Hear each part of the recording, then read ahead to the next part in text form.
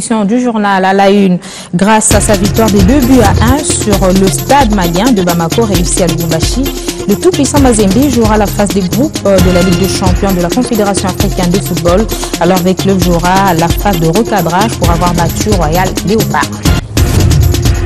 Affrontement interethnique en armes blanches entre Nandé et Houndé à Nyamilima en territoire de Rutshuru dans le nord Kivu depuis 0 heure pour des causes non encore élucidées et tout le regard sont tournés vers leur leader communautaire en vue de la cessation des hostilités. Au lendemain de la célébration de la Journée mondiale de la liberté de la presse, certains chevaliers de la plume de quelques maisons ont dressé un état des lieux de cette liberté diversement appréciée.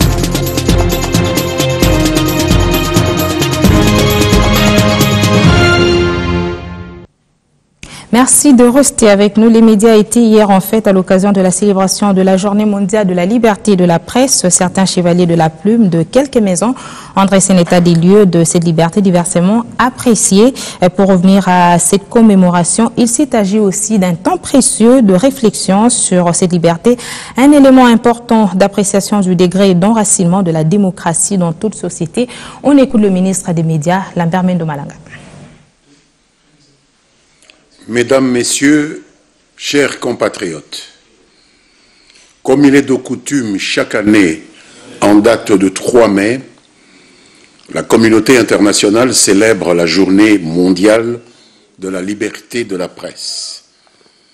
La République démocratique du Congo, notre pays, ne saurait déroger à cet usage eu égard au rôle déterminant que joue la presse dans sa vie quotidienne, car les médias ont une mission de service. Cette année, le thème retenu est « Laisser le journalisme prospérer ». Vous conviendrez avec moi que la République démocratique du Congo n'a pas attendu ce mot d'ordre pour permettre à cette noble profession de connaître l'expansion exponentielle qui la caractérise depuis plus de 2 décennies déjà, conforté en cela par la loi numéro 96-002 du 22 juin 1996, fixant les modalités de l'exercice de la liberté de la presse dans notre pays. En perspective au sein du paysage audiovisuel de la télévision analogique à la télévision numérique terrestre et à la veille de ce changement, qu'en pense le Conseil supérieur de l'audiovisuel de la communication, Tito Ndombi et le président du CESAC. C'est un extrait choisi de l'émission ITW. Aujourd'hui, souvent, la préoccupation, c'est quoi quand on parle de TNT? On voit d'abord la partie technique et puis les finances, que ça va coûter pour basculer vers la TNT. Souvent, on oublie un aspect très important de la TNT, le contenu. L'image, la qualité de l'image sera assurée, le son, la qualité du son sera assurée, mais on va mettre quel contenu? Et c'est là où se pose le grand problème pour les médias congolais. Et c'est là la principale préoccupation du CESAC.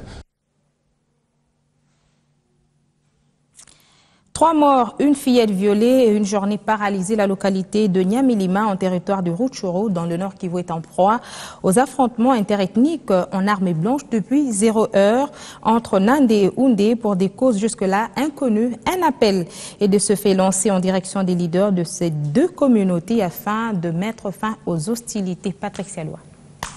Il y a 2 communautés du territoire de Rutshuru, dans la localité de Nyamilima, et la communauté Nandé et la communauté Rutshuru sont accouchées depuis il y a de cela 1 mois. Et alors, l'attention qu'il y a eu suite à l'assassinat la semaine dernière de 5 membres de la communauté Nandé, et maintenant hier, les 2 communautés se sont affrontées la nuit à partir de 0 heure. Maintenant, la situation a dégénéré depuis jusqu'au matin où les activités sont restées paralysées. Personne n'a quitté sa maison. Tout le monde est resté tiré chez lui. Parce que les jeunes de ces 2 communautés étaient en train de ça, c'est 1. Et le bilan fait de 5 personnes, de 6 personnes blessées, avec une fillette de moins de 10 ans violée et tout tuée. Autre chose, contrairement aux habitudes, les bus Transco étaient peu visibles ce matin sur les artères de la capitale. On évoquerait pour ce faire d'entamer un mouvement de grève. En toile de fond, a-t-on appris la réclamation des conditions salariales. Parlons toujours du transport. Retenez que le bateau ITB Kokolo, qui est arrivé à Kisangani après 19 ans la semaine dernière, quitte aujourd'hui le chef-lieu de la province pour Kinshasa. Une arrivée très attendue pour faciliter notamment les échanges commerciaux. Prenant la direction de l'Assemblée nationale, le vice-premier ministre en charge de l'Intérieur et Sécurité, Vareste Bochab, est attendu pour faire face à une motion de défiance initiée contre lui par des députés de l'opposition. Ils sont 55 signataires qui estiment que le numéro 1 de la sécurité a une part de responsabilité dans ce que l'opinion a qualifié de fausse commune de Maluku. Sa gestion dans cette affaire est mise en cause par ces députés avec à leur tête José Makila. On parle santé à présent. Étant l'un des organes régulateurs le plus important du corps humain, le cœur se trouve être victime de plusieurs incidents et pathologies, cela notamment à cause d'une certaine ligne de conduite ne respectant pas l'hygiène de vie. Débutons la semaine en compagnie des confrères à travers les lignes. Comment, aux côtés de l'Occident, explique le soft et le Congo gagna la guerre? Comment il perdit la victoire? Le Congo a échoué de se faire reconnaître son statut privilégié de pays stratégique. Mobutu l'a compris, en a tiré profit. Notre pays s'est éloigné de sa trajectoire, abandonnant son destin. Dans la sous-région, le Cameroun, le Gabon et autres sont restés dans leur orbite. L'Angola, ex-marxiste, a négocié sa mue. Comme le Congo voisin, le Rwanda nous a-t-il pris notre place? À terme, rien n'est moins sûr. La Haute Cour militaire a décidé de suspendre, signale la prospérité, les poursuites contre les 3 prévenus en fuite dans l'affaire Chebea. Il s'agit de Paul Milembwe, actuellement juge au Sénégal, Christian Kenga et Jacques Mugabo. À l'audition du 30 avril dernier, la Haute Cour a révélé que les 3 fugitifs n'ont jamais été notifiés de leur condamnation au premier degré. Dans le dossier, aucun acte ne justifie qu'ils ont fait appel ou opposition à la suite de leur condamnation.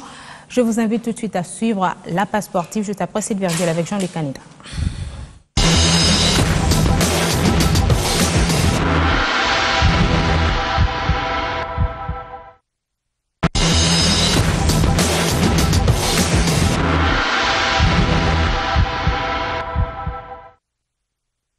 Jean-Luc Canida, bonjour et merci. Bonjour Bibi Ngoua. Alors, je disais tantôt qu'on parlait sport avec vous. On va d'abord commencer par cette grande et très bonne nouvelle pour ce qui concerne la République démocratique du Congo. C'est la qualification de Mazembe à la phase de groupe de la Ligue des champions de la CAF après sa victoire hier à Lubumbashi. Et oui, donc, comme vous l'avez dit, Bibiche, le TP Mazembe vient d'arracher son billet pour la phase de groupe. Donc, la phase qui va se dérouler entre le mois de juin et le mois de septembre. Donc, c'était grâce à sa victoire 2-1 contre le Stade malien. Les buteurs de Mazembe se nomment Kassoussoula et Assalé.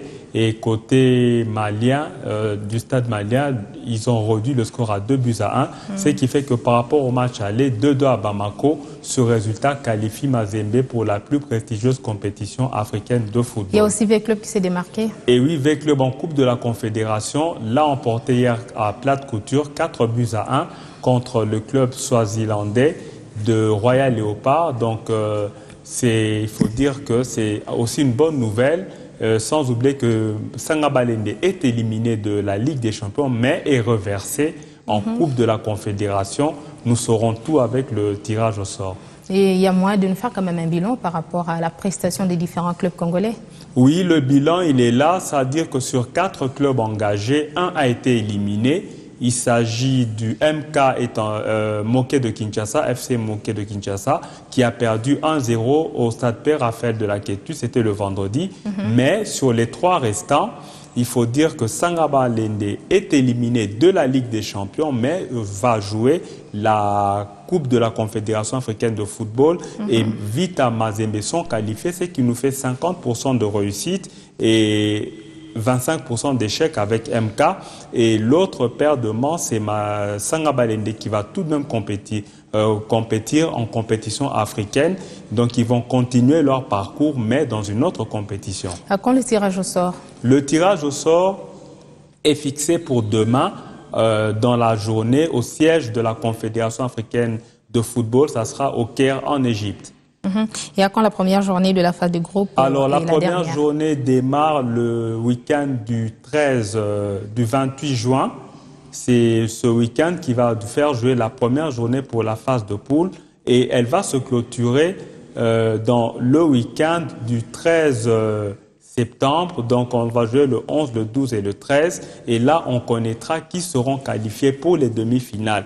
Mais pour l'instant, notre attention est focalisée sur la capitale égyptienne demain dans la journée. Et nous aurons toutes les compositions Bibi Chungoua.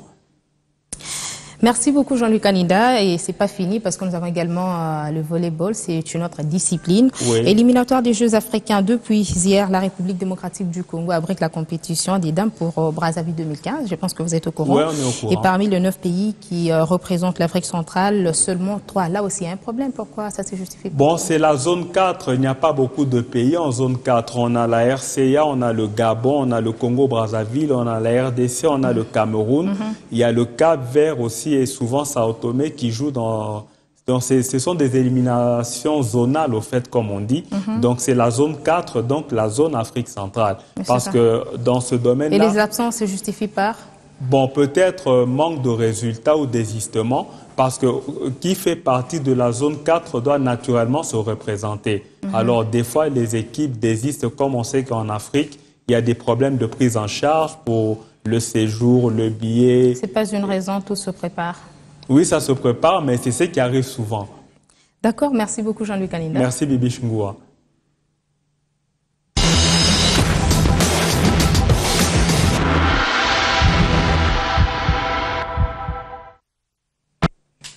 On va parler culture pour terminer. Tarmac, des auteurs, un groupe congolais, revisite une histoire de Molière qui parle de la lutte de classe dans le mariage. Un jeune paysan s'est vu refuser le mariage dans une famille riche suite à sa classe sociale suivante. Et vous, monsieur votre père, pour avoir la pensée d'être amoureux de vous, eh bien, vous le voyez. Mon gendre, vous voilà satisfait. Que dites-vous à cela? La prochaine fois, je serai plus fin et je prendrai mieux garde à moi.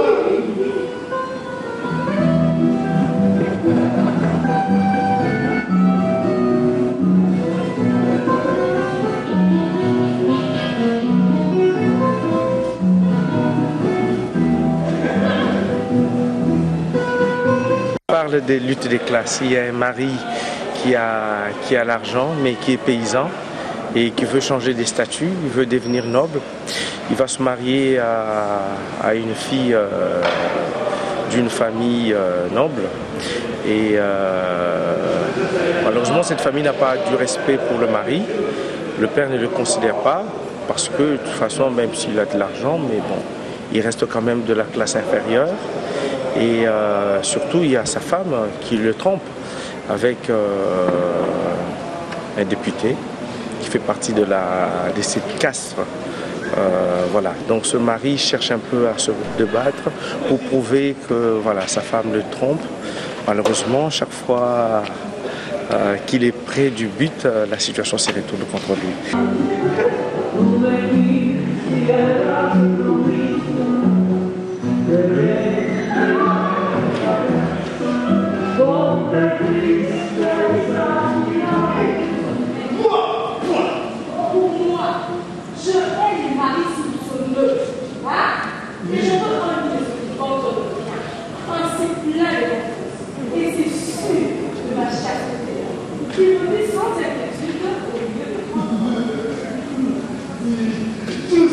Le monde reste le même, surtout les problèmes. Les problèmes sont les mêmes, l'infidélité, l'adultère, la trahison, les assassinats, tout ça. Il n'y a rien de nouveau sur la terre, il n'y a rien de nouveau sur la terre. De toute façon, Molière fait quand même partie de ces auteurs intemporels. Vous savez, il avait une façon de dire son époque et qui reste encore très actuelle aujourd'hui. Et c'est le travail que les artistes ici doivent faire, qu'ils font déjà. Essayez, vous savez, si vous voulez vous adresser au monde, ça c'est un ami qui me l'a dit, si vous voulez vous adresser au monde, commencez d'abord par vous adresser au boucher du coin. Vous prenez ces arbres-là. Voilà pourquoi depuis peu, c'est à voir me parler. Voyez là vous-même, s'il y a une grande fatigue à me payer si bien que cela, au prix d'une journée de travail où je ne gagne que 100 francs.